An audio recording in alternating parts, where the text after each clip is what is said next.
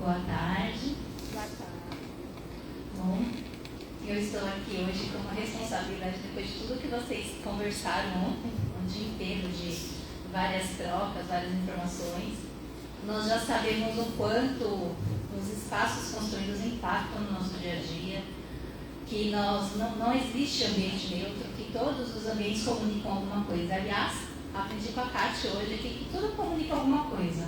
E não é diferente os nossos espaços construídos.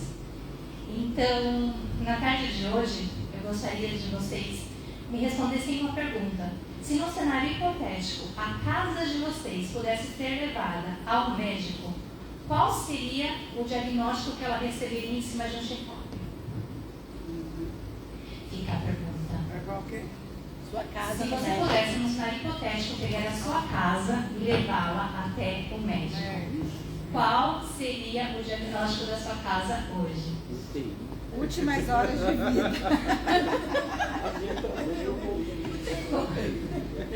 Como é que os espaços onde você convive dentro da sua casa, do seu lar, como eles estão influenciando o seu hábito, a sua rotina, o seu sono e a sua qualidade de vida, a sua saúde?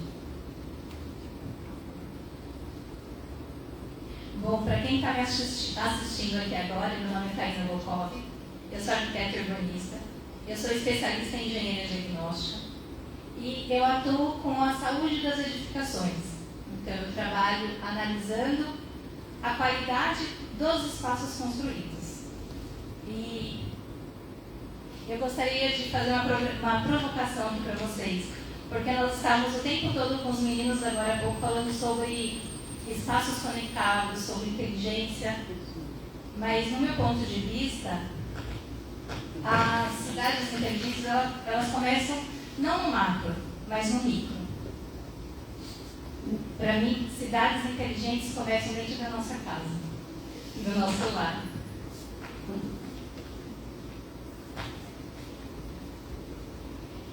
Quando você olha para frente, obrigada. Quando você olha para dentro do seu espaço construído do seu lar, o que é que você está comunicando para o seu cérebro e para o seu corpo?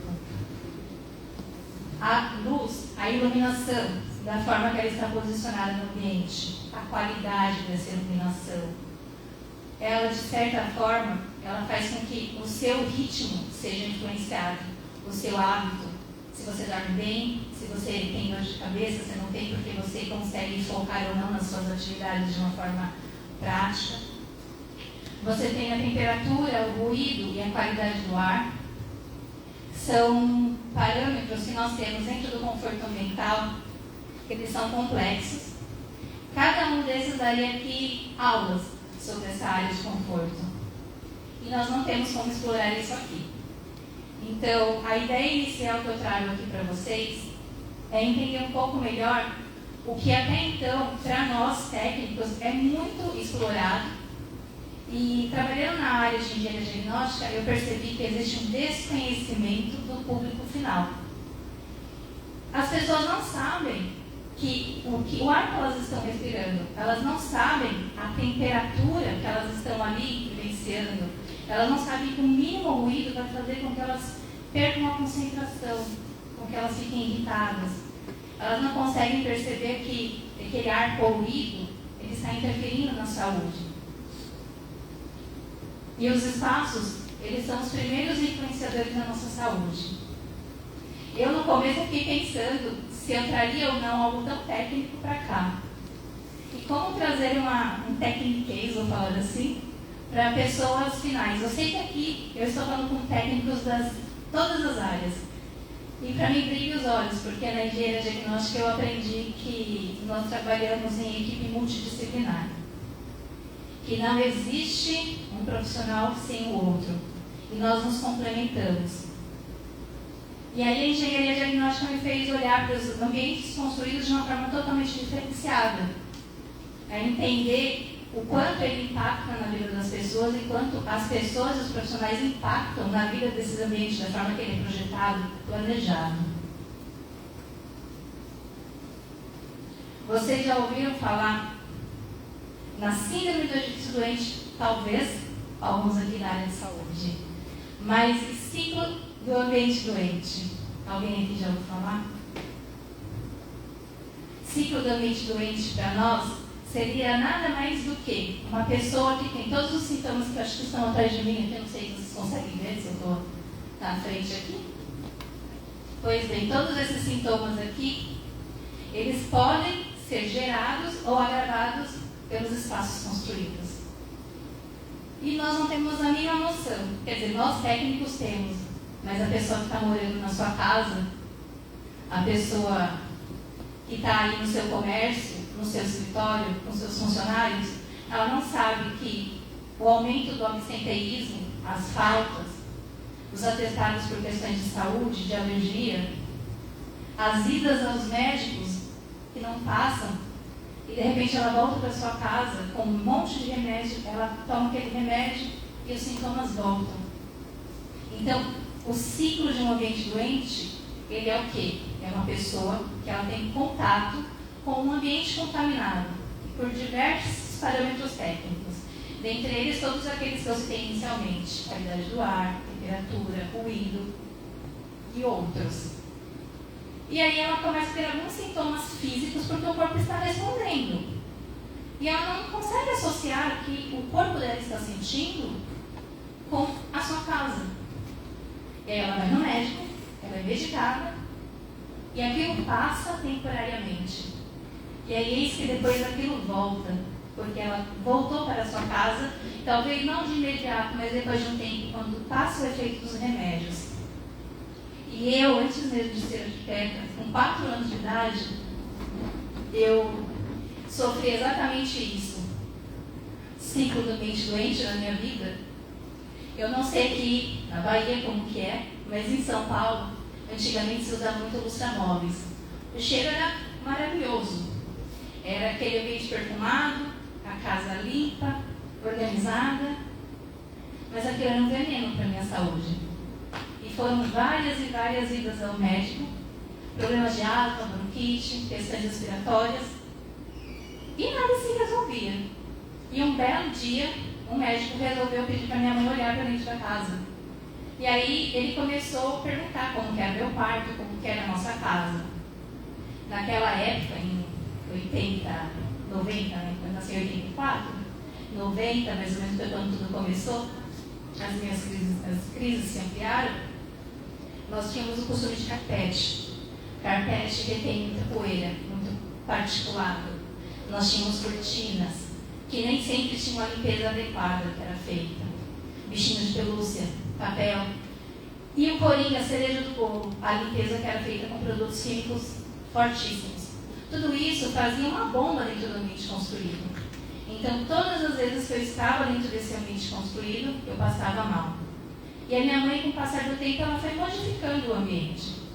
E aí nós conseguimos ter um resultado potencial, e sim, pelo remédio que me curou, pelo menos minimizou os sintomas naquele momento. E com o passar do tempo, a minha imunidade sim começou a ampliar, e aí eu pude realmente ser saudável, porque eu consegui mudar a área de contato. No caso, a minha mãe, na época, ela mudou o meio com o qual eu convivia, a configuração dele. E aí me chamou a atenção, aqui na parte de baixo, tem uma reportagem que eu peguei aqui, que é do SUS, que o terceiro maior caso de internação na rede pública, hoje ainda, é em relação à questão de ar, asma e alergia, e problemas respiratórios. E a gente não sabe da qualidade do ar que nós estamos respirando dentro do nosso ambiente construído.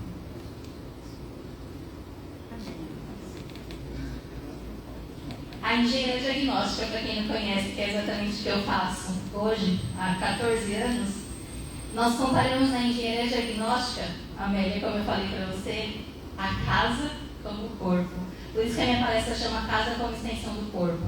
Aqui eu trouxe para o lar, mas eu gostaria que vocês, profissionais de todas as áreas, extrapolassem todo esse conteúdo e levassem para as áreas de vocês e para os clientes de vocês, transformassem esse conteúdo. Então, na engenharia diagnóstica, todas as nossas palavras, o nosso vocabulário vem da medicina. Então, nós olhamos para a casa e os sintomas dela vamos direcionar da sua saúde, de como ela está. Então, eu vou para o ambiente Eu vejo se tem fissura, se tem trinca, se tem infiltração, se tem vazamento. E cada um desses sinal, desse sintoma, me representa alguma coisa. E na engenharia diagnóstica, e no caso, por que existe essa comparação do corpo com a casa? A Amélia deu um spoiler ontem, falando na mesa sobre a questão da estrutura. A casa também tem estrutura. A casa, para poder regular o ar interno, ela precisa respirar.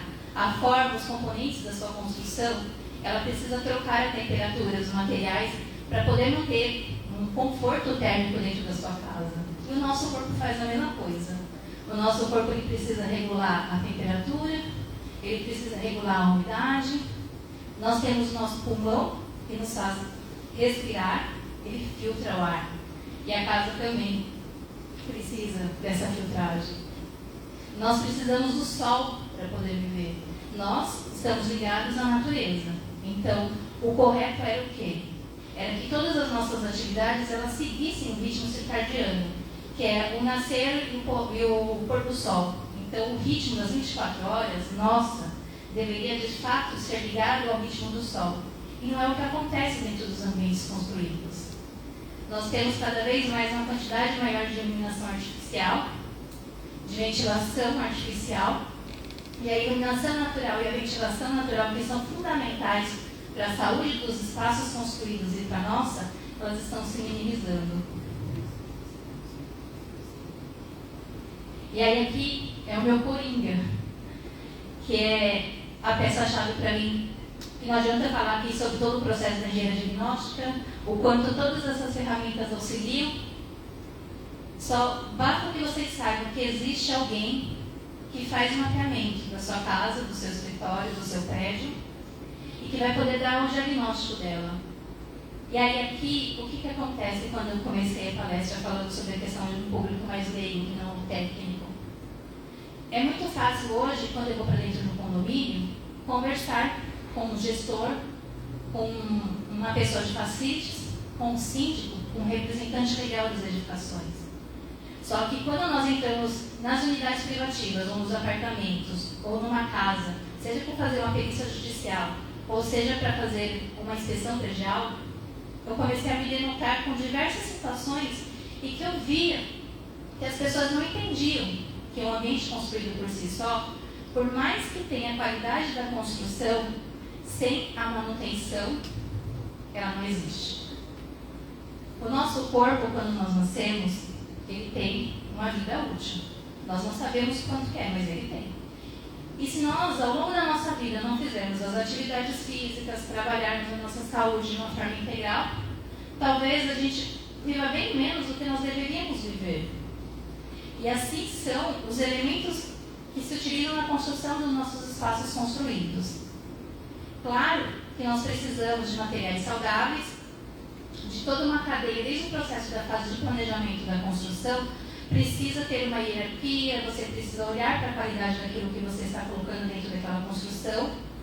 Só que quando a construção ela é entregue, ela chega da etapa que ela vai ser desmamada, sai da construtora e vai para dentro da parte de uso e operação que nós chamamos de engenharia diagnóstica, as pessoas esquecem. Os apartamentos, normalmente nós escutamos, são 5 anos de garantia legal. Então está tudo bem, eu espero passar os 5 anos e depois eu começo a fazer as manutenções. Mal sabemos nós que, a partir do primeiro instante de vida que nós recebemos a nossa casa, nós precisamos fazer a nossa parte, que são as manutenções, para que a gente possa ter a durabilidade de todos aqueles materiais que aqui foram empregados. E manutenção não é gasto, manutenção é investimento. Porque quando nós não fazemos esse investimento, nós estamos nos prejudicando. Teoricamente, deveríamos fazer o check-up periódico, certo? Cuidar da nossa saúde, dos nossos exames. Por que a gente esquece da nossa casa? Sendo que nós temos algumas casas. Nós temos o nosso planeta Terra, nós temos a nossa casa que nos abriga, nós temos o nosso corpo físico, a natureza, e todas elas precisam estar alinhadas para que nós possamos ter a nossa saúde, a nossa qualidade de vida, o nosso bem-estar. E aí, toda vez que eu vou falar sobre ambientes doentes, saúde e bem-estar na arquitetura, eu gosto de falar do porquê. Todo mundo fala da questão da doença, mas e da saúde? O que é a saúde em si? Ela é meio complexa quando se trata da edificação, porque nós temos os pilares físicos, então nós precisamos de ambientes, no caso, independente do uso aqui, tá? Seja dentro da casa de vocês, seja no escritório, seja no consultório que vocês atendem os clientes de vocês, eles precisam ser espaços habitáveis, ou seja, eles são seguros, eles são acessíveis. E aí aqui é acessível, não no sentido da acessibilidade propriamente, que é para pessoas que precisam de alguma questão, de alguma particularidade, ou por mobilidade reduzida, ou que tem alguma deficiência. Mas a acessibilidade é você poder se aproximar das coisas de uma forma fácil, sem ter nada no seu caminho, sem nenhum obstáculo. Isso serve para todos, em todas as idades. De uma pessoa mais velha, com um carrinho lá com andador, com a bengala, o carrinho de bebê da mãe, uma gestante, com aquele monte de compras, uma pessoa de cadeira de rodas. Isso é acessibilidade. Na verdade, nós utilizamos o termo mínimo da palavra. O certo seria se falar sobre o desenho universal. Então, espaços que realmente sejam coerentes e que abracem a todos em todo o período da nossa vida. Nós precisamos que os espaços sejam funcionais e sejam seguros. E seguros em todos os sentidos. Seguros contra fogo, seguros no sentido de não provocar acidentes. Esses pilares físicos de um ambiente saudável vêm de uma norma técnica, que aqui não cabe ao caso, mas é uma referência. E se eu abrir aqui para vocês, cada item desse daqui, são vários outros subitens, requisitos que nós precisamos dentro de um ambiente construído.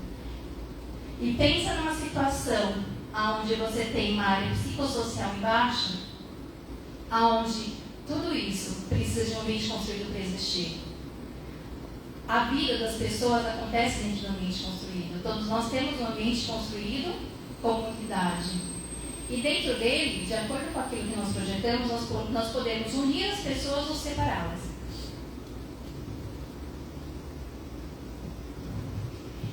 E como que nós fazemos para ter a casa como extensão do nosso corpo?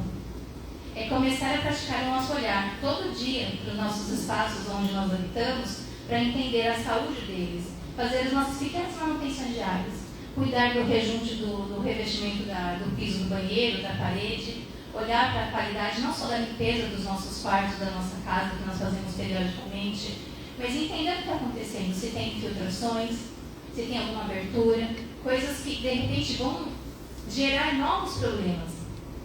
Um exemplo. Eu tenho um quarto maravilhoso, que ele é perfeito. É o quarto regenerador.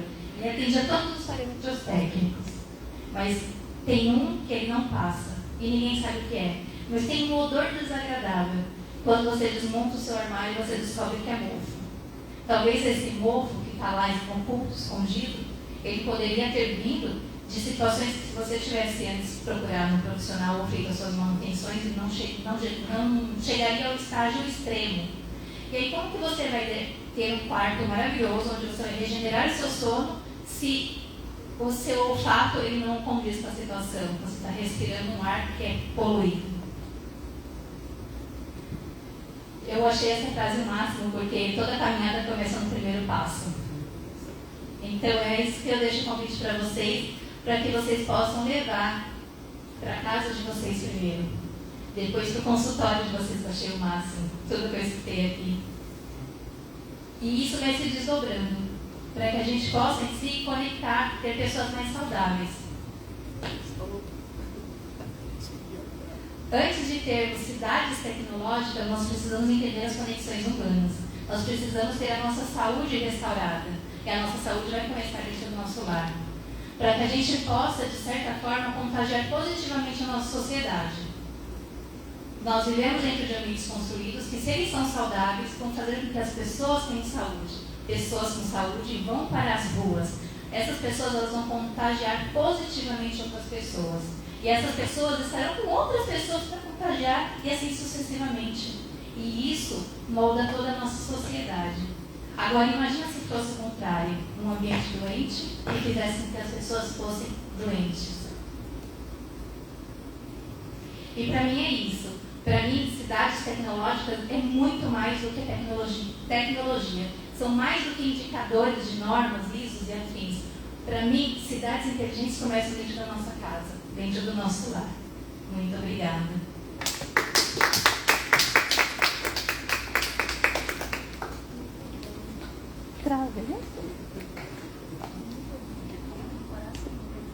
Falar, gente, tem perguntas?